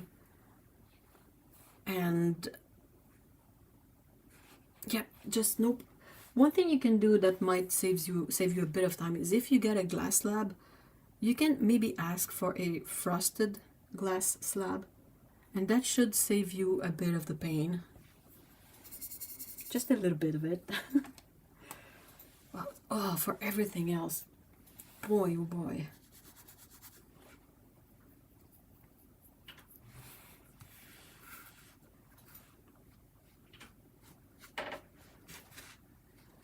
This is Payne's Grey.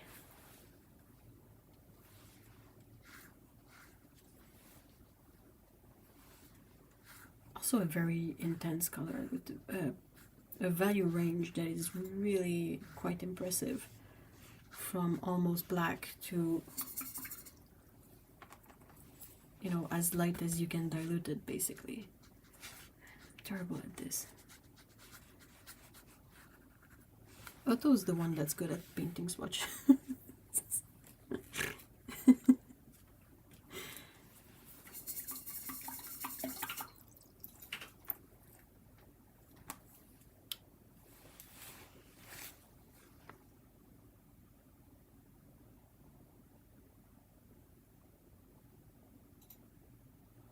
Pigments Anonymous.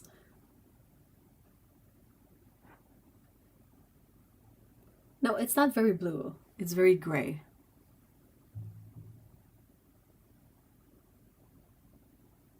It was really nice to join, but it's getting quite late. Yeah, I'm almost done, so I completely get it. Thank you so much for stopping by. Oh, thank you so much for the kind words, Freshina. I'm sorry, if that's not how you say that, I apologize deeply. I like your vintage set reviews too. Thank you so much. I hope you have a good night. I remember that drama. Hold on, what drama? What drama? There hasn't, like, if you want some drama, I don't think the world of watercolor is the place to go for it. We've had a couple of, you know, drama moments, but really nothing that compares to what you can find out there if you really want drama.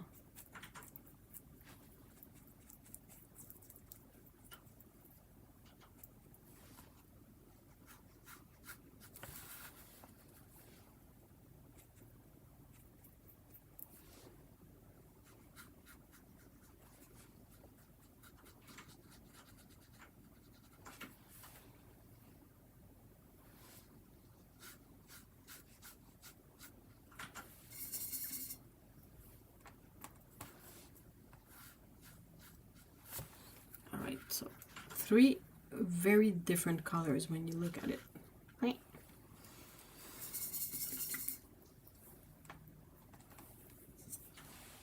Alright, let me sort a bit of space and then I can go through the swatches and then we're gonna call it a day because I mean we're done.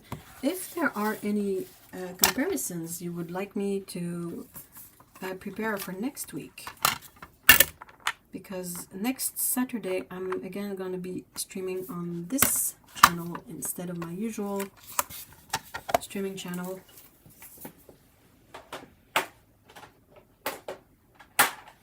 As a way to keep with the sort of advent calendar of uploads thing that I'm trying to do. And I was thinking I could make even more comparison swatches or something. If not, well, I'll figure something out. But if you guys want to see more colors painted and compared, I can definitely set that up.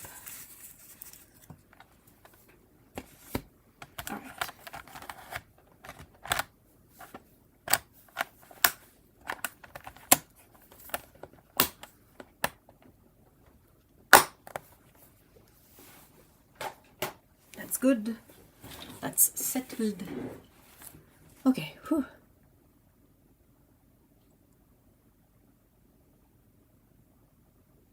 Oh, there's enough drama here.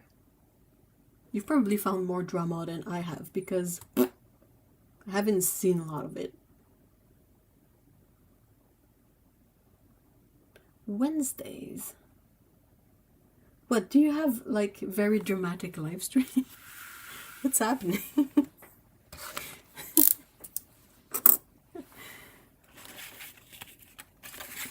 Alright, so let's go through all of these. So I think I'm gonna put the ultramarine blue and the lapis lazuli together here so that we can kind of get a feel for what this color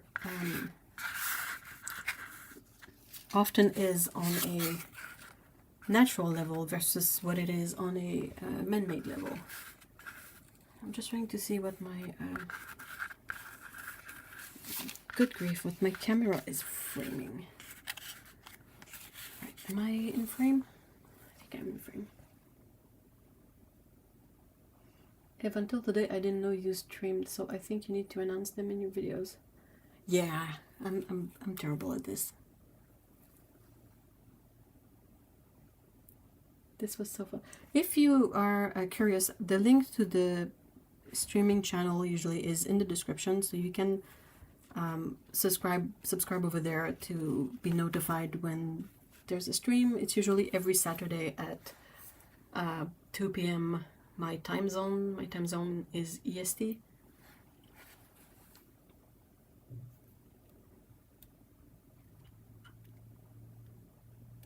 Apart from one big rant about a certain brand, not very dramatic. Is it the brand that I think it is? The one that has phthalo green mines? Sorry. Alright. Alright, so here we have lapis lazuli, the new one. Lapis lazuli, the older one. And then we have 3 ultramarines. So, ultramarine, before it was invented, was a paint you could get from lapis lazuli, but after such a strenuous refining process where you would really try to isolate all of the deep dark blue of the stone to then make into paint. But the stone itself, lapis lazuli, is full of impurities, so it's very, very difficult to get just the blue stuff, which is why most lapis lazuli paints you find are weaker or grayer. Because if you wanted a lapis lazuli that is as blue as ultramarine, it would cost so much money. Unbelievable. Drama is welcome, just not with each other. Yeah, exactly. Lie about what you put in our paints and we're coming for you. Not even that brand? Oh, what? Oh, it's fine, do that. I mean, no pressure. If you ever want to join, you can. But if you're worried it's going to be a distraction or take up too much of your time, I get it too. The goal is not to be a problematic. The goal is to have fun, so. Alright, so new lapis lazuli, a bit more blue. Older lapis lazuli, a bit more gray and kind of green comparison. French ultramarine, really nice granulation, a bit cooler. Sorry, I always mix these two. A bit warmer. It's more red, so it's more warm. And then ultramarine intense is very smooth and very beautiful, and then the ultramarine light is deserving of its name because the mass tone is much lighter than intense or French.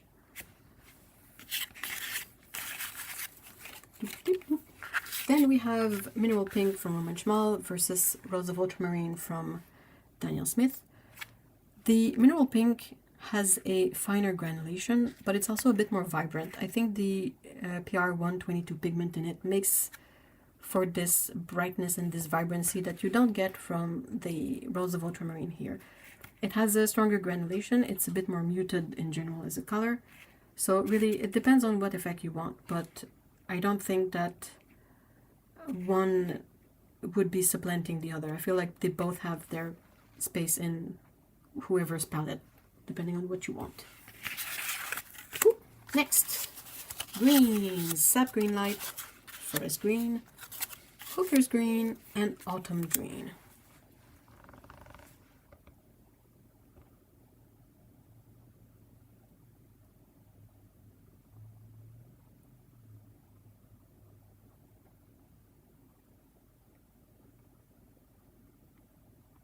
Cats are my weakness. Hey, me too. Oh, geez, dirty blue, that's insane. 200 euros for 1 gram. And 1 gram doesn't make for a lot of paint. That's basically a 200 euros pen, if lucky. Oh.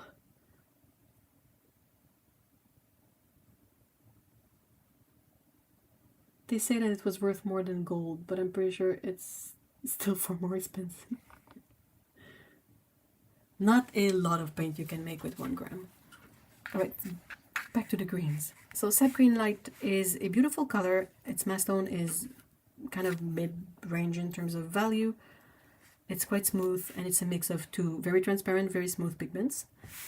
Forest green is one of the newer colors, and it has this granulation that's really interesting from the PBR11.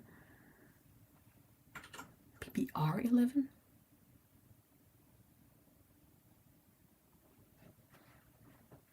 Hold on, I have a brain fart, but PB29 can also be granulating, and in this situation the only color that's absolutely not granulating is the yellow one. So you kind of get this really dark moody green that has a more brown granulation in it. It might be a black pigment, or it might be the PBR11. I don't remember what PBR11 is, but it's really a quite a unique color as well. Then hooker's green, again, it's a mix of two transparent colors, Prussian blue and nickel azo yellow, so you get a very smooth, very even green.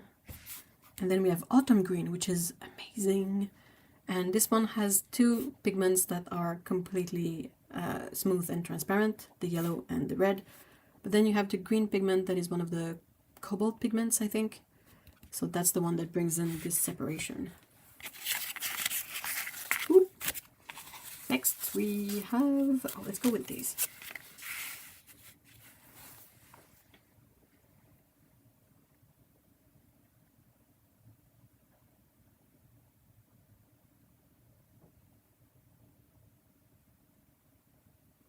PBR11 is Aquarius brown, a reddish brown that granulates.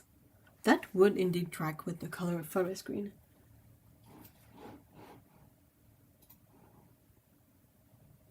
The forest green reminds me of PG8. In terms of hue, yes, but PG8 is completely smooth.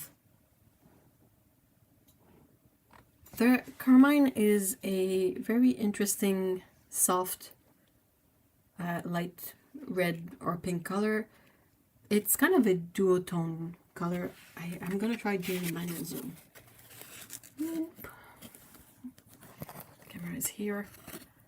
So there's a bit of a kind of a dusting of a much darker brown in the mix, and then you kind of have this red undertone too. So I think it's a really interesting. There's quite a delay, so I think my manual zoom is not that bad.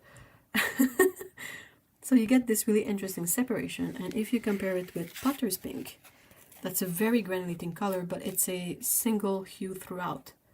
You don't get like a separation of color in there. It's one color, but with a lot of texture.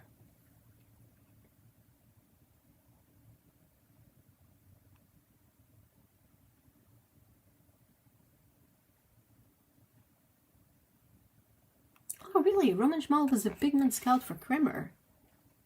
Whoa! I didn't know that. I love Kremer's pigments. I have a bit of an issue with their paints because I find their binder formula too weak for my personal tastes, and their paints have a lot of rub off. So like you paint something with the Kremer paints, let it dry, and then if you rub a tissue on it, you're gonna pick up so much pigment. And that's just not something that I enjoy in paints. I like my paints to stay put. I put them there on the paper, they stay there on the paper, you know. Alright, and then we have Lava, October, Caput Mortem, and Hematite Violet Shade. The October seems to be the only color that's completely smooth, even if it has a PBR7 pigment in it, which can sometimes be granulating. It doesn't seem to granulate all that much on this card. The Lava one I think is fascinating because it has this very soft and subtle granulation, but basically it just makes for a color that has so much character in it. Like if you paint a flat area with this color, you don't end up with a flat color. So sometimes it does all the heavy lifting for you. My Caput Mortem was a bit dry, so I don't think this is the best representation of this color, but you can still see the kind of granulation you can get with it. And if I let it sit with a bit of water, I think it's going to improve its performance. And you can go like really dark, really opaque with this color, but if you dilute it and add water, then you get the granulation that comes up. And then the last one is Hematite Violet Shade, and hold on. I need water.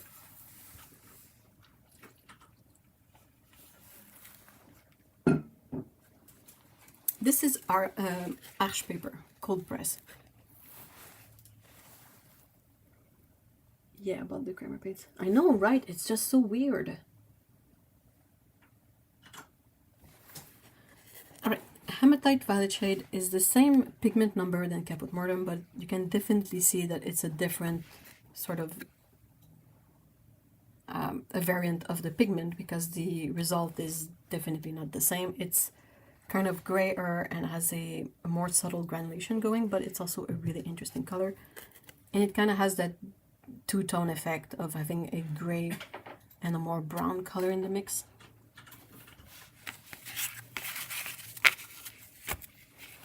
And then we have these.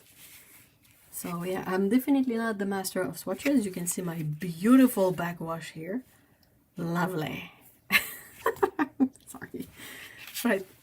The OG one, not the OG, but the OG mix. Queen Gold, original mix to replace genuine quinacridone gold. This is a glowy color made from two very transparent pigments. And then one of them that discontinued, we got this one. Quinacridone gold hue. Different red pigment. This one can be transparent too, but definitely not the same. It's just not the same.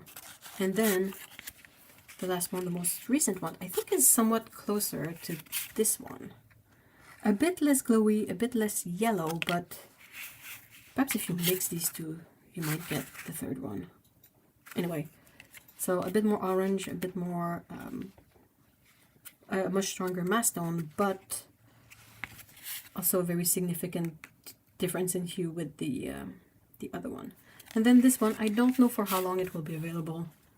So if you like it, perhaps grab a few extra pans, but yeah.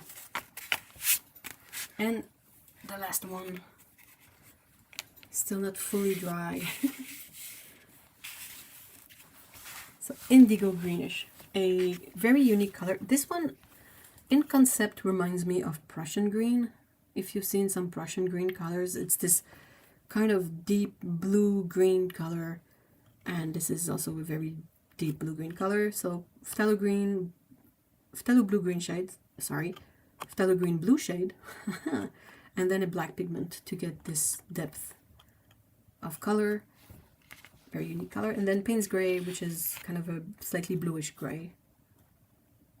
It interestingly has a bit of a red pigment in it. And then Perylene Green Deep. I don't have regular Perylene Green from Roman Szmal, so I can't really compare it to that, but obviously this is much greener than the other two. So the indigo greenish is quite a unique color. Hey, good night, Lyra. Lyr or Lyra. Or I don't know. I can't talk anymore. And I'm gonna just go through the magentas from last time, because they're there, and we didn't really go through them in the same way. There are 6 magentas here.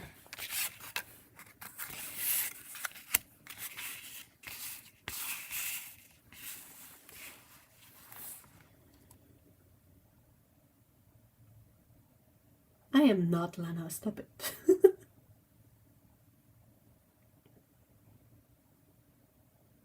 Wow, it's unbelievable just how neon pink this one looks on the camera, but it's not. It's just, you know, regular kind of a slightly warm magenta, and then you progressively get to cooler magentas. In my opinion, the one that kind of works the best to be in the middle is either the Queen Rose or the Queen Warm Pink. These are my 2 picks for perfect magenta. And you can definitely work with all the other ones, but some are kind of more muted. So that's something to take in consideration. Like I say, there is not a single triad that is the best triad. It's just a matter of what you want to achieve with it. If you want versatility, you're much better off with a good magenta, a neutral yellow, and a deep cyan, like phthalo blue green shade. But that's not the only triad there is. You can make a triad out of everything, out of anything. You could make a triad like, check this out. Let's have, this is our yellow, this is our red, and this is our blue. Triad. Muted, limited, but still, you can work with that and you're going to get a really cohesive image that's going to have a color palette that really works together, because you're so limited in your options that you can't really create a color from these 3 that will not go with the other colors you create from these 3. Does that make sense? So yeah, it's just a matter of what you want. And yeah, I think that's enough rambling for me today. No, I'm not. Very instructive. Oh, thank you. Cornbread is what I picked for Pink Cat Nose. And yeah, it has that that good, rich warmth of like magenta that works really well for anything warm-blooded or red-blooded. Like if you painted human noses and human ears, it would work as well for that soft glow of the, you know, the blood vessels through the skin. Is there any way I can send you a gift? I've been watching your videos for years. As a teenager, I learned about paints and... Aww! I spent a few years at high school. Ooh, that's lovely. Oh, I mean, you can definitely email me. I think my email might be in my about section, but it's basically boltsvolt@gmail.com. So BOLTS, yeah, bolts, volt, VAULT altogether. That's sort of my YouTube channel business email. So, and yeah, you can email me there, and we can talk about this some more if you want. Again, thank you so much, guys, for you know, being there today and taking part in this live stream. I really appreciate it. I'm sorry I'm a bit discombobulated. At about 2 hours of stream, that's when my brain goes on vacation from itself. So things get a bit weird. But it was a lot of fun, and I had a great time painting these swatches. I have, as you can see, I still have a bunch of empty swatch cards here. So if you want to see any other kind of mixes, comparison, or something for next week, I think next week is going to be the last one of these live streams on the main channel. So yeah, let me know in the comments if there's anything you want to see. And if no one has any idea, I'll figure something out. And in the meantime, I hope you have a great week of painting, dealing with Christmas stuff, or just, you know, surviving. It's a very valid... No, I don't have a P.O. box anymore, Apollo. It was too expensive. Too expensive. But yeah, thank you so much, everyone. I hope you have a great weekend, a great week, and see you all next week or in the next video, which should be tomorrow. I can do this. It's only 25 days of uploads. Alright, guys. Have a great evening or weekend or whatever, and see you all in the next one. Bye-bye.